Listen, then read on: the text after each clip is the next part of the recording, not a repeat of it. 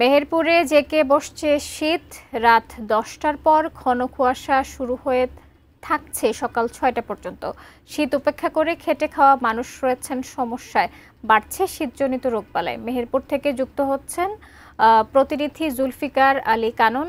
কানন, আমরা বলছিলাম যে শীত জেঁকে বসেছে, এই যে খেটে খাওয়া মানুষের দুর্ভোগ, এটি নিরসনে প্রশাসন কোনো ব্যবস্থা গ্রহণ করেছে কিনা, প্রশাসনের প্রস্তুতি কেমন দেখছেন জানাবেন।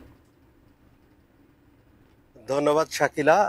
আপনি জানেন মেহেরপুর মূলত শীত প্রধান দেশ, শীত প্রধান জেলা। এ জেলায় শীতের সময় যেমন অতিরিক্ত শীত এবং গরমের সময় কিন্তু অতিরিক্ত গরম পড়ে থাকে। মেহেরপুরের এই শীতটা মূলত নভেম্বর মাসের শেষ দিকে শুরু হওয়ার কথা থাকলেও অন্যান্য বছর কিন্তু নভেম্বরের শেষ দিকে শুরু হয়।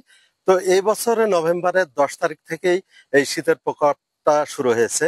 বিশেষ করে এই শীতে নিরন্ন মানুষ চরম দুর্ভোগে পড়েছে। সেই ক্ষেত্রে মেহেরপুর জেলা প্রশাসনের সাথে আমি কথা বলেছি। উনি জানিয়েছেন, জেলা প্রশাসক জানিয়েছেন ইতিমধ্যে মেহেরপুর জেলায় কিছু কম্বল এবং শীতের গরম পোশাক পৌঁছেছে।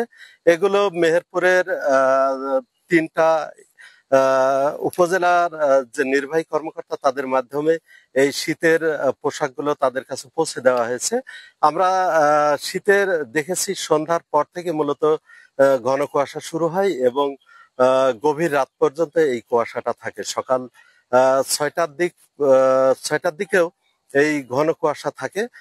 তা বিশেষ করে আমরা দেখেছি মেহেরপুর 250 শয্যা বিশিষ্ট জেনারেল হসপিটাল এবং গাংনী এবং মুজিবনগর উপজেলার স্বাস্থ্য কমপ্লেক্স গুলোতে এই সময় শীতজনিত রোগে, বিভিন্ন রোগে আক্রান্ত হয়ে শিশু এবং বৃদ্ধরা তারা ভর্তি হচ্ছেন।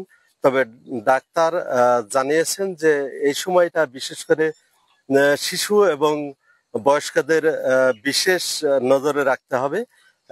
এবং এই ছিল মেহেরপুর শীত নিয়ে আমার কাছে সর্বশেষ